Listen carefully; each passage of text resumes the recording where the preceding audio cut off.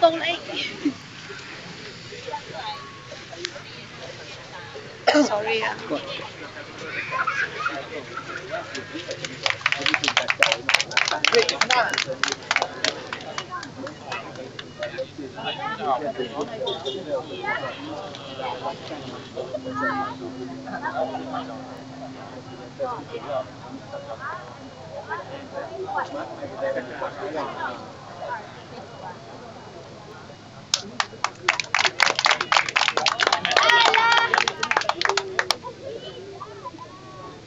本来是18好汉，现在已经是20个好汉了。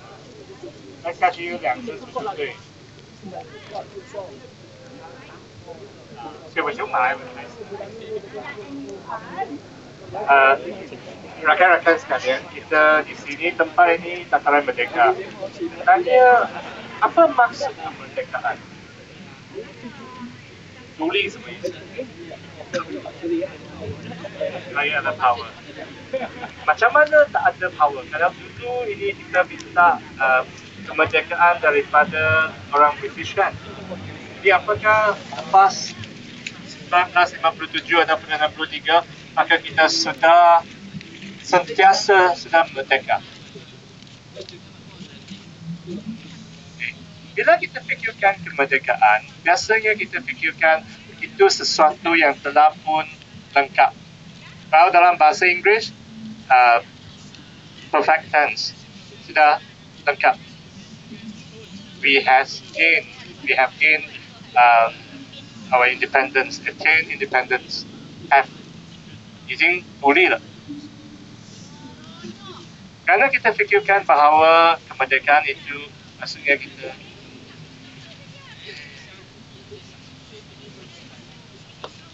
right? Oh, okay. Okay. All right. Okay. Right. So I've been asked to stand. Well. Okay. Okay. So we are here. This is a place tempat ini Dataran Merdeka kan. Kalau kita fikirkan merdeka, ramai yang fikirkan bahawa merdeka itu sesuatu yang telah pun lengkap pada masa zaman yang silam. Kita katakan tahun-tahun kemerdekaan dan sebagainya, seolah-olah itu berlaku 1957 dan 63, dia tak berkaitan dengan kita. Tapi apa sebenarnya berlaku? Kerana kita fikirkan kemerdekaan, kalau maknanya itu, maksudnya kita menghalau pemerintah British, penjajah British daripada kita, secara teknikalnya, dia semakin kuat. Bagus. Okey. Maksudnya apa? Maksudnya pemerintah kita telah tukar pasport. Pernah tak ya fikirkan itu sebenarnya maksud technicality kemerdekaan? Kerana sebelum merdeka, siapa yang memerintah kita? British. Siapa yang paling berkuasa? Kuasa sebenarnya untuk memerintah kita. Queen adalah head of state, 英国的国家元首。Tetapi siapa yang berkuasa? Perdana Menteri. Jadi Perdana Menteri British akan mengambil pasport British kan? Lepas kemerdekaan, yang memerintah kita sebenarnya adalah Perdana Menteri kita. Dan Perdana Menteri kita ambil pasport Malaysia. Saya tak bawa pasport, tapi apakah itu perbezaan? Kalau merdeka bermaksudnya, kalau kita lihat daripada diskusi yang biasa kita baca, yang apa yang ditegaskan adalah itu orang asing, ini orang kita. 我们在书上读到的独立，其实都很强调说这些是非我之类，这就是外国人。那什么是外国人？你到最后的时候，是不是说，因为以前我们的统治我们的是英国首相，拿的是英国护照，今天统治我们的是马来西亚首相，拿的是马来西亚护照。所以独立是不是只是让我们的统治者换护照？ Apakah makna kemerdekaan itu semata-mata kita nak ubah pasport pemerintah kita. Kalau bukan, apa maksudnya? Kita fikirkan. Kalau kita lihat sejarah dunia, kalau Malaysia, Indonesia, Thailand, Filipina, Vietnam, India dan sebagainya, kemerdekaan itu dicapai dengan melepaskan diri daripada penjajahan asing.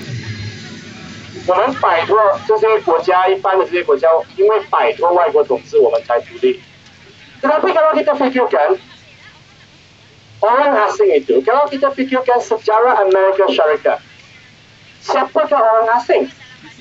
British. Tapi apa bezanya George Washington dengan King George? Orang putih kan? Cakap bahasa English kan? Mereka pergi Anglican Church kan? Jadi apa bezanya? Mengapa negara macam Amerika Syarikat, Kanada, Australia, New Zealand ini perlu menuntut kemerdekaan? Karena bangsa mereka sama. Kalau kita sini, kita lihat bahawa kita perlukan kemerdekaan kerana Perdana Menteri Britain itu Mat Salleh, kita bukan Mat Salleh. Tapi kalau kita lihat Amerika Syarikat, orang Amerika pun Mat Salleh, orang Inggris pun Mat Salleh, jadi mengapa nak lawan? 有没有想过这个问题？如果你去看像美国、加拿大、澳洲、纽西兰这些国家，他们主要的本来的主体民族跟他们的原来殖民地统治者英国人是不是同文同种？都是讲英语的，都是去圣公会祈祷的，为什么要独立？啊？权利？为什么要独立？如果我们去问这个问题，你看回美国的历史 ，mengapa Amerika menuntut kemerdekaan? Bukan kerana pemerintahnya lain bangsa, lain budaya, lain agama. Mereka menuntut kemerdekaan kerana kerajaan yang memerintah mereka itu tidak dikawal oleh mereka. 被统治的人没有权去管统治他的人。Kalau secara legalistik kita akan kata negara yang dijajah itu pemerintahannya kekurangan persetujuan daripada yang diperintah. Concern of the government. 被统治的人没有同意，所以你是被外国人管的。用简单的一点话，白一点话的讲，就是政府不听话。Mengapa kita menentang penjajahan? Kerana kerajaan penjajah itu tidak akan dengar cakap kita. Itu masalahnya.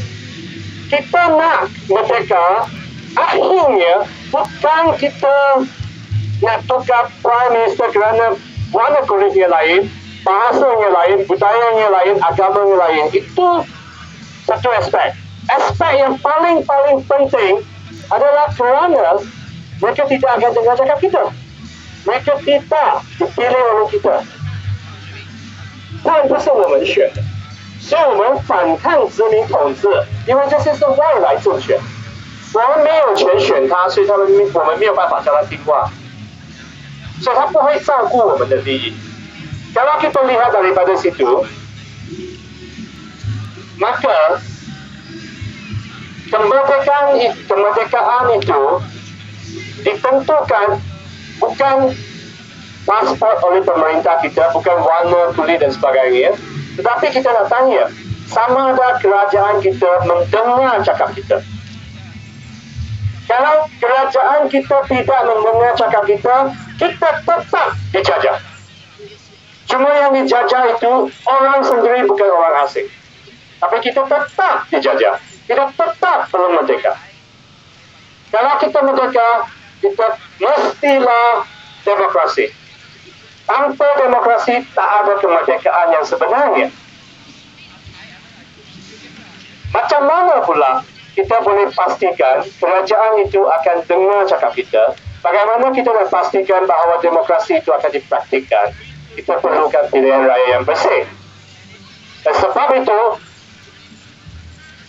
April yang lalu, 8 bulan dari sekarang, yang lalu, 8 bulan yang lalu, kita nampak 250,000 rakyat Malaysia berkumpul di sekitar Dataran Merdeka ini menuntut perubahan kepada proses dan sistem pilihan raya kita. Kita nak pilihan raya yang bersih, adil dan bebas. Kerana tanpa itu, kita tidak mungkin merdeka. Dan sebab itulah kita datangi ke Dataran Merdeka. Dan sebab itulah kita dilarang masuk ke Dataran Merdeka. Kerana pemerintah kita, kerajaan kita sekarang, harap kita lihat kemerdekaan itu secara teknikal. Seolah-olah itu sesuatu yang telah lengkap. A completed act. No, it's not. Independence lives in our heart. Kalau kita tetap menjadi hamba abdi kepada kerajaan, maka kita tetap dijajah. Kita bukan bangsa yang merdeka. Cuma kita mempohonkan diri seolah-olah kita telah merdeka. Dan kalau kita lihat kembali mengapa kita perlu datang ke sini, kerana sesuatu tidak berkenaan dengan sistem politik kita. There's something wrong in our political system. Otherwise, why do we need to do all these things? Otherwise, you should have debate over that. Over that end, you can't see it now, kerana bangunan parlimen kita gelap, gelita. Kalau kita tidak, kita seharusnya boleh lihat. Kita nampak PPKL yang tidak diundi, kita nampak bank negara yang keluarkan wang kita, tapi kita tidak dapat lihat dari sini. Di belakang sana, gelap gelita. Itu seolah-olah keadaan parlimen kita. Parlimen kita tidak dapat menjamin suara kita didengar. Dan oleh itu, apa sebab kita berada di sini, kita bukan saja mempertahankan tanah air kita daripada penjajahan syarikat Australia, syarikat Taiwan dan sebagainya. Kita juga sebenarnya memperbaharui kemerdekaan kita. 我们在这边不只是反抗这个澳洲跟台湾公司这些外国公司的殖民统治，他们把公害的产业、污染性的产业搬过来的时候，其实是我们变成公害殖民地，我们变成垃圾桶。我们今天不只在反抗这个，我们其实是在更新我们的土地。OK， 各位小朋友，你有的那个身份证，你到12岁的时候更新一次，第二次21岁还要更新，18岁好像要更新，18岁要更新一次，之后你就不用更新了。但是如果你有驾照 license， 你的 license 是要定期更新的，你的 passport 是要定期更新的，3年5年还是看你要给多少钱，然后就更新多少次。我们的独立跟我们的驾照一样，也是需要更新的。有没有想过为什么驾照要更新，身份证不用更新呢？ Pernah tak fikir mengapa kad pengenalan kita itu tidak perlu diperbaharui kecuali umur 12, 18, lepas tu kita guna yang sama sampailah kad my card anda rosak jadi anda pergi tukar. Kalau tidak, anda tidak perlu memperbaharuinya. Tetapi mengapa lesen memandu kita perlu memperbaharuinya? Mengapa paspor kita perlu memperbaharuinya? Kerana dia bergantung sama kita guna atau tidak. Kalau anda bawa lesen, maksudnya anda berhak untuk memandu. Kalau anda belajar memandu pada umur 18, itu tidak bermakna kalau untuk masa 62 tahun anda tidak memandu sampai umur 80 tahun anda masih boleh memandu. 为什么我们的驾驶执照要更新？你想想看，因为其实跟我们驾车的能力有关。如果你18岁拿到驾驶执照，然后接下去62年你都没有驾车，等到你80岁的时候，你拿起车锁匙，你说我要去开车，安全吗？不安全。所以你的驾驶执照它不会让你那么长，让你更新。更新其实是要确定说，你只要付钱你付钱的话，你一般上会去驾。那你在这个情况下，你是记住你有驾照。我们的独立其实是同样的情形。作为一个公民，国家的发展进步，这些都不是理所当然。Kita apa-apa ini datang secara semula jadi tanpa usaha daripada kita. Kita perlu memperbaharui kemerdekaan untuk negara kita. Kita perlu memperbaharui bukan secara teknikal tetapi pada secara mental kewarganegaraan kita. 作为公民，我们需要更新我们自己的身份。各位，你们在这边做的就是这一点。我们很多人把做马来西亚人想得非常理所当然，就像复姓，我们没有去问怎么样才是马来西亚人。我们唱国歌，我们就唱，可能都心不在焉，因为都理所当然。Ramai daripada kita ini kita mengambil bahawa identiti kita sebagai hak kita sebagai seorang Malaysia, rakyat Malaysia ini sesuatu yang semula jadi, sesuatu yang sentiasa akan berada di situ. Kita tidak tanya diri sama ada apa yang kita perlukan untuk memastikannya berubah. Saudara-saudara sekalian, apa yang saudara-saudari buat hari ini amat bersejarah. Kerana kalau dahulu, setiap tahun kita ada konsert, kita ada firework, masjid. Kita ada generasi baru yang berparti di sana, countdown. Kita ada yang spray dekat kenderaan sampai kadang-kadang menjadi masalah. Tetapi setiap tahun itu datang dan pergi. Tanpa kita memperbaharui ketekatan kita untuk menjadikan negara ini satu negara yang lebih baik. Ketekatan menjanji supaya kita menjadi warga negara yang lebih baik. Every day is just another day. Every year just another year. New Year is just a reason for you to party. What you are doing here is you are giving a meaning to New Year celebration. Fasting. Because mogok lapar. Kalau kita ambil daripada tradisi yang lain, misalnya mogok lapar ini sebenarnya agak sama dengan fasting. Kalau bagi Buddhis, fasting tak makan, fasting tu kita tak makan, tak minum dan sebagainya. Kalau untuk Muslim, maka makan selepas senja sebelum subuh. Dan mengapa kita nak fast? Satu adalah untuk menggigilkan kekuatan kita, peribadi kita. Dan ada satu itu yang sangat penting kerana kita mengambil iktibar. 我们斋戒，不管你用什么宗教的传统，斋戒一般上是一种锻炼自己的毅力，展现自己的这个承担。你说我要这样子斋戒，因为我要洁净我的身心，不管在什么宗教传统都一样。那我们今天各位你们的这个100个小时的绝食，还有一个意义，这个意义其实是断食，是排毒。因为如果你从健康生活的角度去看，你不进食的话，按照自然疗法的说法，就是你会把身体的毒排出去，这恰恰是我们需要做的。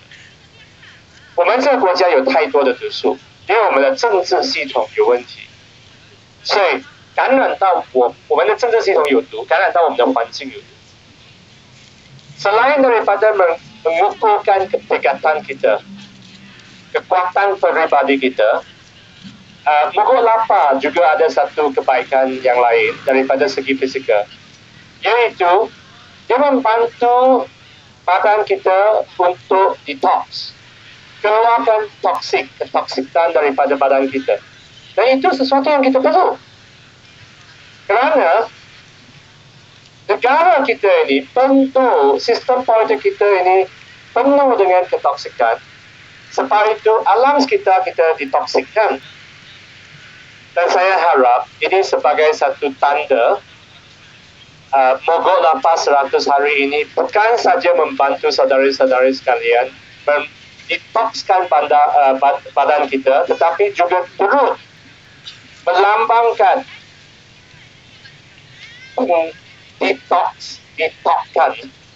detoxnya negara kita, alam kita.